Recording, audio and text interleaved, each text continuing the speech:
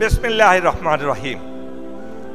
সম্মানিত election commission এবং আমার সামনে উপবিষ্ট আমার সবচেয়ে ঘনিষ্ঠ সহকর্মীরা, যাদেরকে নিয়ে আমরা যুদ্ধ করব একসাথে এবং ইনশাআল্লাহ এদেশের স্বাধীনতার সার্বভৌমত্বকে অক্ষুণ্ণ রাখার জন্য। প্রিয় সহকর্মীবৃন্দ, আমি অতি সাধারণ একজন মানুষ। আমি একজন সাধারণ অফিসার, আমি একজন সাধারণ মুসলমান, আমি একজন আল্লাহর গোলাম।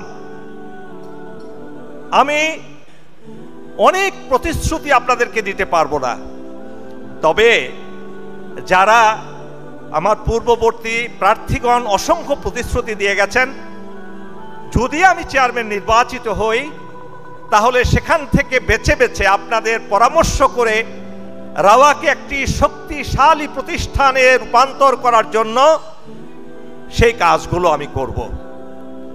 আজকে যেখানেই যাই আমার শ্রদ্ধেয় সিনিয়রগণ এবং আমাকে যারা ভালোবাসেন তারা বলেন, হক তুমি তো ন্যাশনাল লেভেলে কাজ করবা, আমার উপরে কত আস্থা। আমি বলি কি, স্যার রাওয়াতে যদি আপনাদেরকে সন্তুষ্ট করে পাশ করতে পারি, তাহলে আপনাদের কাজকর্ম করে যদি আমি নিজেকে প্রমাণ করতে পারি, তাহলে আমি পরবর্তীতে ইনশাল্লাহ ন্যাশনাল লেভেলে যাব, কোনো অসুবিধা নেই।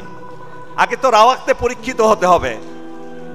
প্রিয় সহকর্মীবৃন্দ, আমার মটো হলো সবারে বাসরে ভালো, নইলে মনের কালো গুজবে না রে, আছে তোর যাহা ভালো ফুলের মতো দেশ সবারে। দেখুন, আজকে রাওয়াতে এই রাওয়ার মতো অত্যন্ত গুরুত্বপূর্ণ একটি প্রতিষ্ঠানকে, যেই প্রতিষ্ঠানকে দিয়ে আমরা বাংলাদেশের অনেক কিছু করাতে পারি, বাংলাদেশে নিজেদেরকে একটি অতি শক্তিশালী একটি সমিতি হিসাবে আমরা প্রমাণ করতে পারি, থিঙ্ক ট্যাঙ্ক হিসাবে প্রমাণ করতে পারি, বাংলাদেশের প্রতিরক্ষা ব্যবস্থাকে আরো শক্তিশালী করতে পারি। আমরা কিন্তু ছোটখাটো চিন্তা করলে হবে না। আমাদের ৫,০০০ এই অবসরপ্রাপ্ত সদস্যরা একটা বিশাল শক্তি, এদেরকে দিয়ে আমরা অসম্ভবকে সম্ভব করাতে সক্ষম হব ইনশাআল্লাহ। প্রিয় সুধী মণ্ডলী,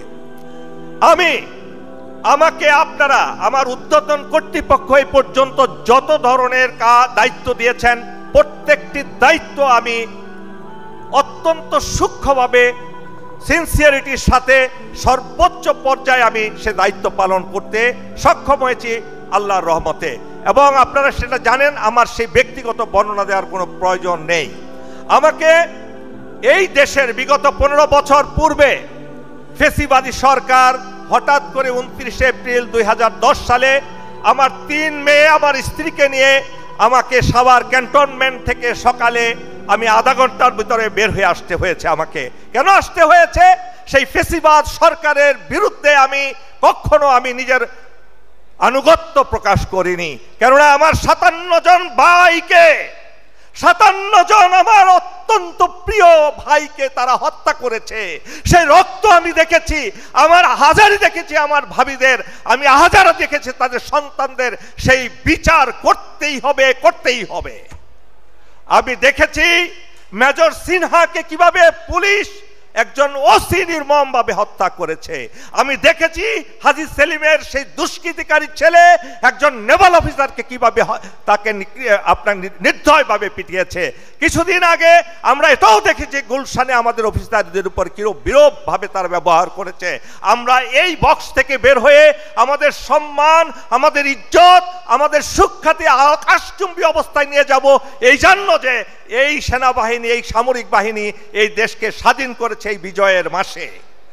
এই দেশ যদি আমাদের সামরিক বাহিনী নেতৃত্ব না দিত, কোনো দিন কিয়ামত পর্যন্ত এই দেশ স্বাধীন হতো না এবং আমাদের প্রতিবেশী দেশের একটি অঙ্গরাজ্য হিসাবে এটা প্রতিষ্ঠিত হতো। প্রিয় সুধী মণ্ডলী, একটা কথা বলেন, আমার ভোট আমি দিব, যাকে খুশি তাকে দিব। No, it must not be. যদি আমরা শিক্ষিত হয়ে এই কথা বলি, তাহলে আমাদের দেশের সাধারণ জনগণ কি বলবে? আমি বলবো, আমার ভোট আমি দিব, যে যোগ্য তাকে দেব, সেই যোগ্যতার মাপকাঠি যাচাই করে আপনারা ভোট দেবেন। প্রিয় সুধী মণ্ডলী, এই রাওয়াকে আমি যে স্বপ্ন দেখি, আপনাদের সবাইকে নিয়ে এমন একটা পরিবার গঠন করব যে পরিবারে দেখতে আসবে দেশের সরকার প্রধান, রাষ্ট্রপ্রধান, এখানে আসবে প্রেস ক্লাব, এখানে চলে আসবে, আমরা যাব না প্রেস ক্লাবে আমাদের কথা শোনার জন্য। আমাদের কাছে এত গুণী গুণী অফিসার আছেন যারা রাষ্ট্র পরিচালনা করার ক্ষমতা রাখেন। আমাদের কাছে অফিসার আছেন যারা পররাষ্ট্র নীতিতে ভূমিকা রাখতে পারেন। আমাদের কাছে অফিসার আছেন যারা দেশের সিকিউরিটি, নিরাপত্তা বিষয়ে গবেষণা করে ব্যাপকভাবে ভূমিকা রাখতে পারেন। আমরা সেইভাবে আমাদের এই রাওয়াকে প্রতিষ্ঠিত করব ইনশাআল্লাহ। প্রিয় সুধী মণ্ডলী, সামরিক বাহিনীর অফিসার একটা বিশাল অ্যাসেট এই দেশের জন্য। এই অ্যাসেটকে আমরা কাজে লাগাতে চেষ্টা করব, শুধু মুখে ফাঁকা বুলি দিয়ে কোনো কিছু আমরা করব না। আমার সময় শেষ, অনেক কিছু বলার আছে, সেটা আমরা কাজের মাধ্যমে বলবো। শুধু কয়েকটা কথা বলতে চাই। ওয়ান র্যাঙ্ক ওয়ান পে আমার সাথে ঊর্ধ্বতন কর্তৃপক্ষের ইতিমধ্যেই কথা হয়েছে ইনশাআল্লাহ, এবং এটা বাস্তবায়ন হবে, তবে এটা সময় লাগবে, কারণ এটা নিয়ে বিশাল বাজেটের প্রয়োজন। তবে আপনারা ধরে নিতে পারেন ইনশাআল্লাহ এটা আমরা বাস্তবায়ন করার চেষ্টা করব। রেশন মানি অথবা রেশন, এটারও ব্যবস্থা করা হবে। আমরা আরো অসংখ্য ভালো ভালো কাজ করার চেষ্টা করব ইনশাআল্লাহ। পরিশেষে আমি বলতে চাই, সেটা হলো এই যে চলুন, এই পৃথিবীর বুকে তো আমরা একবারই আসি, যেখানে আমরা অনেক কিছু করার ইচ্ছা রাখে কিন্তু সব কিছু করতে পারি না, কারণ আমাদের লক্ষ্য স্থির থাকে না। আরেকটা কথা আমি আপনাদেরকে বলি যে আমার নামে অনেকেই দুর্নাম ছড়াচ্ছেন, আমার দাঁড়িয়ে আছে, আমি মৌলবাদী, আমি বার বন্ধ করে দিব, ইত্যাদি ইত্যাদি। আমি কনফার্ম করছি আপনাদেরকে, এই সমস্ত কথায় আপনারা বিশ্বাস করবেন না, এটি সত্যি নয়, অপপ্রচার মাত্র। রাওয়ার চেয়ারম্যানের কোনো ক্ষমতা নাই বার বন্ধ করার, শুধু এতটুকু আপনাদেরকে বলছি। সর্বশেষ, আজ দেশের সর্বত্র নাগিনীদের বিষাক্ত নিঃশ্বাস, এ থেকে আমাদের বের হয়ে আসার জন্য আমাদেরকে ঐক্যবদ্ধ হতে হবে। তাই আমি শেষ করি, do all the good you can, by all the means you can, in all the ways you can, in all the places you can, at all the times you can, to all the people you can. কোথায় স্বর্গ কোথায় নরক কে বলে তা বহুদূর, মানুষের মাঝে স্বর্গ নরক মানুষেতে সরাসুর। প্রীতি প্রেমের পুণ্য বাদনে যবে মিলি পরস্পরে, স্বর্গ আসিয়া দাঁড়ায় তখন আমাদেরই কুড়ে ঘরে। আশা করি আমি আমার কথায় কেউ কষ্ট পাবেন না, আমাকে সুযোগ দিবেন ইনশাআল্লাহ। আপনাদের জন্য আমি কোনো ব্যবসা করি না, চাকরি করি না, আমি আমার নিজের ধান্দাবাজি করি না। রাওয়াতে আমি সর্বোচ্চ সময় দিতে পারবো আপনাদের সেবায়, এই প্রতিশ্রুতি রেখে আমি আমার কথা শেষ করছি। আল্লাহ হাফেজ। বাংলাদেশ জিন্দাবাদ।